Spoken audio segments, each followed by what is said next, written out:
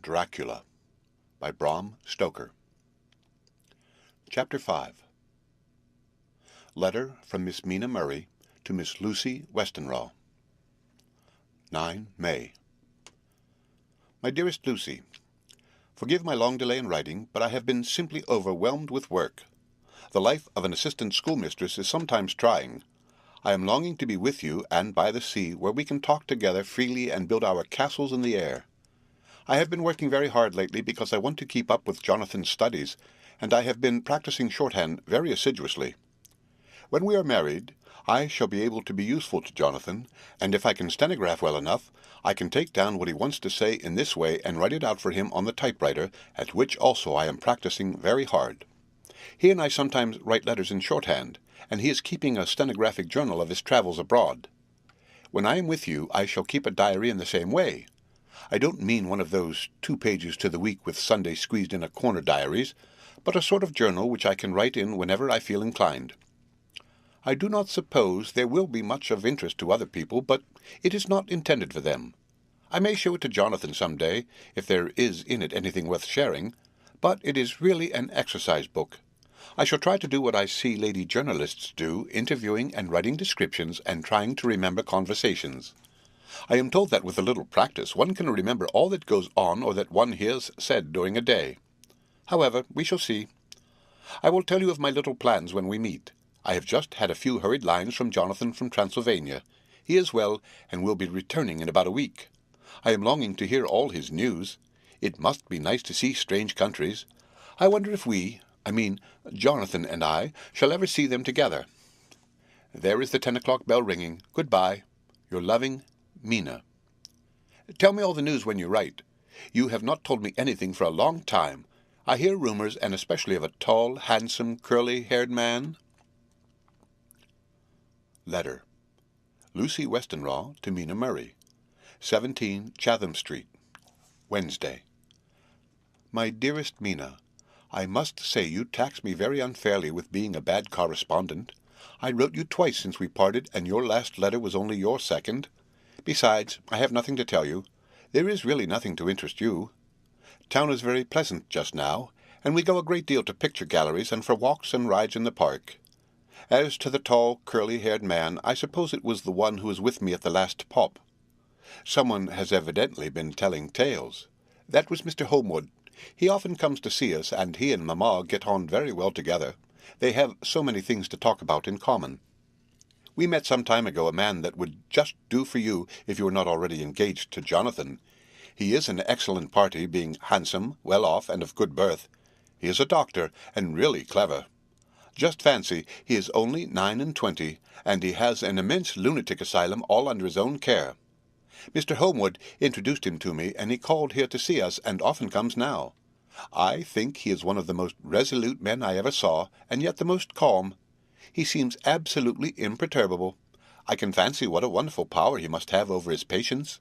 He has a curious habit of looking one straight in the face, as if trying to read one's thoughts. He tries this on very much with me, but I flatter myself he has got a tough nut to crack. I know that from my glass. Do you ever try to read your own face?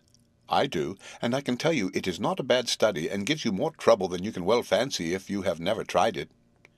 He says that I afford him a curious psychological study, and I humbly think I do.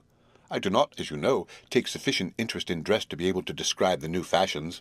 Dress is a bore. That is slang again, but never mind, Arthur says that every day. There, it is all out, Mina. We have told all our secrets to each other since we were children. We have slept together and eaten together and laughed and cried together, and now, though I have spoken, I would like to speak more. Oh, Mina, couldn't you guess? I love him. I am blushing as I write, for although I think he loves me, he has not told me so in words. But, oh, Mina, I love him. I love him. There, that does me good. I wish I were with you, dear, sitting by the fire undressing as we used to sit, and I would try to tell you what I feel. I do not know how I am writing this even to you. I am afraid to stop, or I should tear up the letter, and I don't want to stop, for I do so want to tell you all. Let me hear from you at once, and tell me all that you think about it, Mina. Pray for my happiness. Lucy. P.S. I need not tell you this is a secret. Good night again. L. Letter. Lucy Westenra to Mina Murray, 24 May.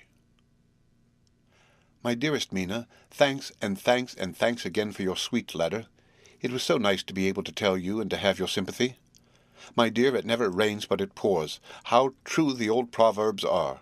Here am I, who shall be 20 in September, and yet I never had a proposal till today. Not a real proposal, and today I had 3.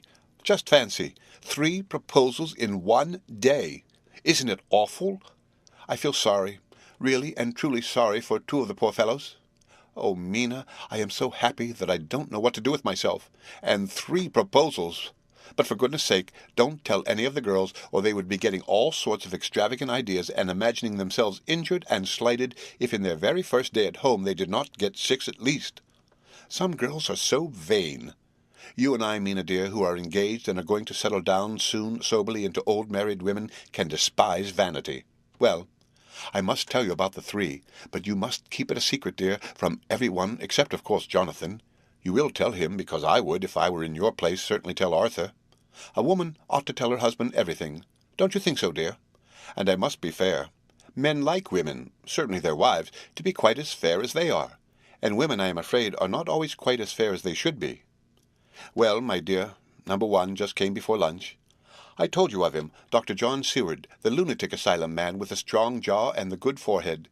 He was very cool outwardly, but was nervous all the same. He had evidently been schooling himself as to all sorts of little things, and remembered them, but he almost managed to sit down on his silky hat, which men don't generally do when they are cool, and then, when he wanted to appear at ease, he kept playing with a lancet in a way that made me nearly scream. He spoke to me, Mina, very straightforwardly. He told me how dear I was to him, though he had known me so little, and what his life would be with me to help and cheer him. He was going to tell me how unhappy he would be if I did not care for him, but when he saw me cry, he said he was a brute and would not add to my present trouble. Then he broke off and asked if I could love him in time, and when I shook my head, his hands trembled, and then with some hesitation, he asked me if I cared already for anyone else.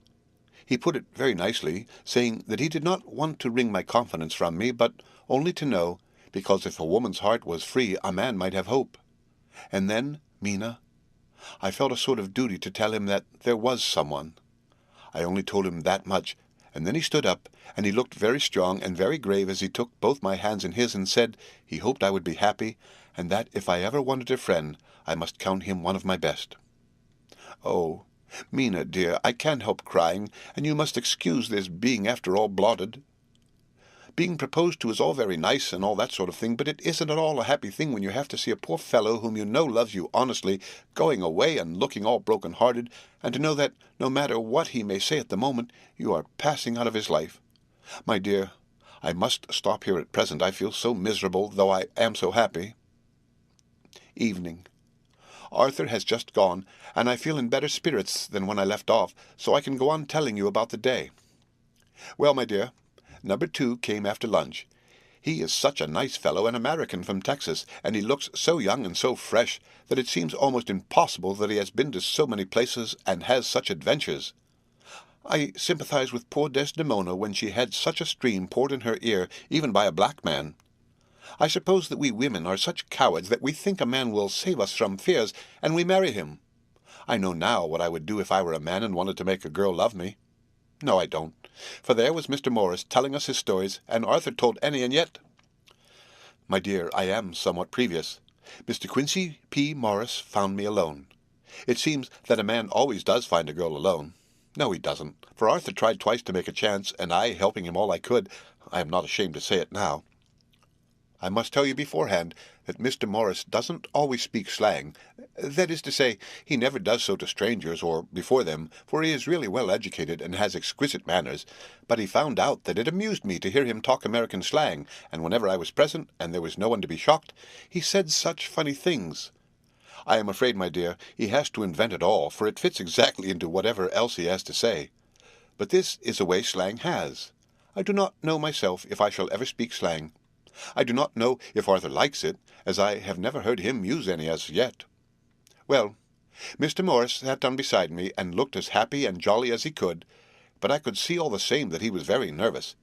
He took my hand in his and said ever so sweetly, Miss Lucy, I know I ain't good enough to regulate the fixin's of your little shoes, but I guess if you wait till you find a man that is, you will go join them 7 young women with the lamps when you quit.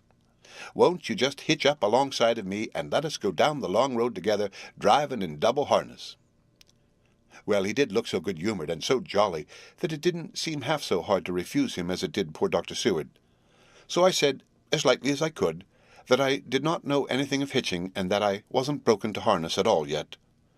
Then he said that he had spoken in a light manner, and he hoped that if he had made a mistake in doing so on so grave, so momentous an occasion for him, I would forgive him. He really did look serious when he was saying it, and I couldn't help feeling a sort of exultation that he was number 2 in one day. And then, my dear, before I could say a word, he began pouring out a perfect torrent of love-making, laying his very heart and soul at my feet. He looked so earnest over it that I shall never again think that a man must be playful always and never earnest, because he is merry at times. I suppose he saw something in my face which checked him, for he suddenly stopped and said with a sort of manly fervour that I could have loved him, for if I had been free— "Oh, Lucy, you are an honest-hearted girl, I know. I should not be here speaking to you as I am now if I did not believe you clean grit right through to the very depths of your soul.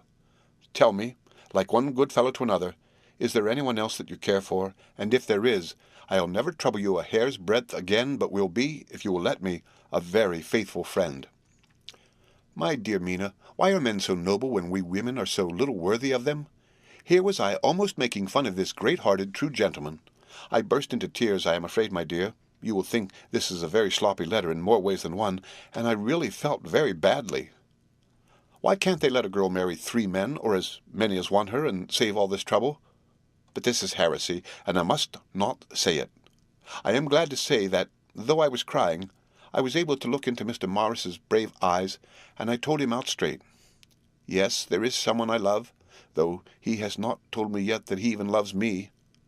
I was right to speak to him so frankly, for quite a light came into his face, and he put out both his hands and took mine— I think I put them into his, and said in a hearty way, "That's my brave girl.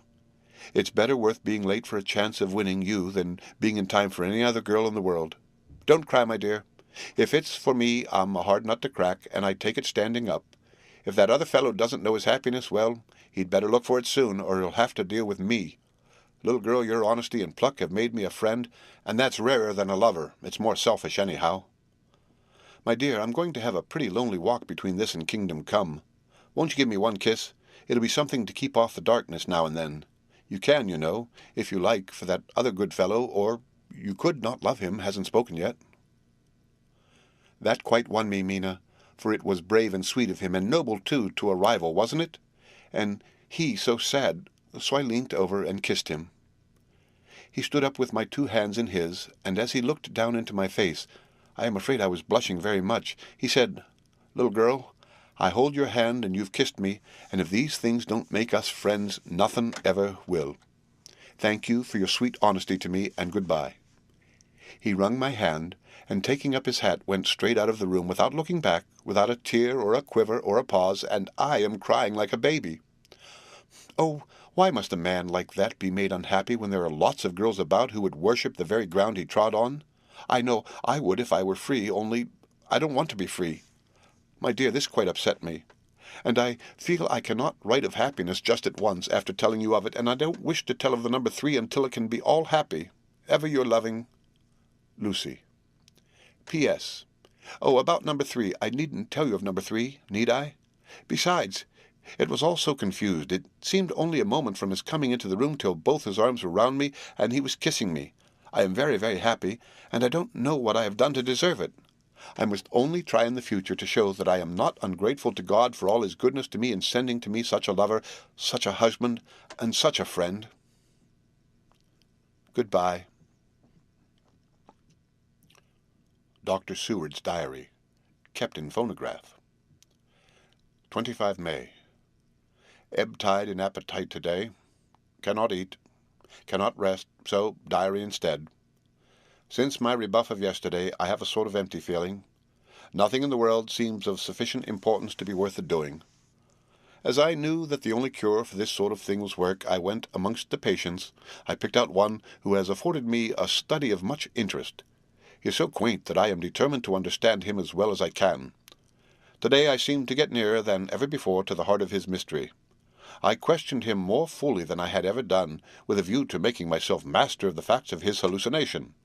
In my manner of doing it there was, I now see, something of cruelty. I seemed to wish to keep him to the point of his madness, a thing which I avoid with the patience as I would the mouth of hell.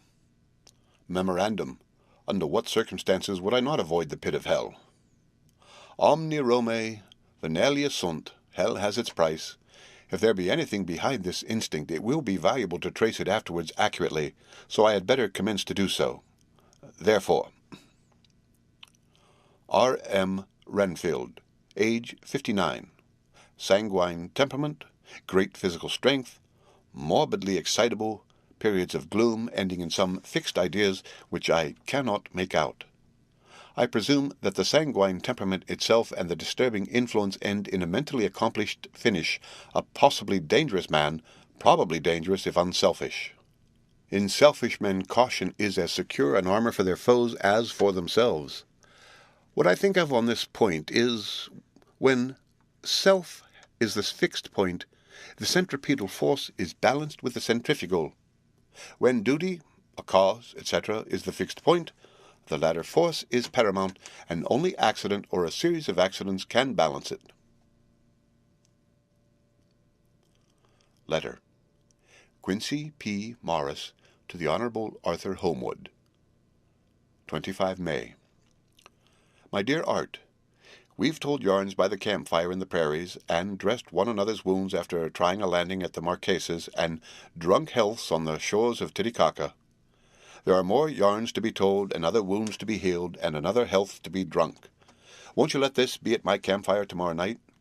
I have no hesitation in asking you, as I know a certain lady is engaged to a certain dinner party, and that you are free. There will only be one other, our old pal at the Korea, Jack Seward. He's coming, too, and we both want to mingle our weeps over the wine cup and to drink a health with all our hearts to the happiest man in all the wide world, who has won the noblest heart that God has made and best worth winning. We promise you a hearty welcome and a loving greeting, and a health as true as your own right hand. We shall both swear to leave you at home if you drink too deep to a certain pair of eyes. Come. Yours as ever and always, Quincy P. Morris.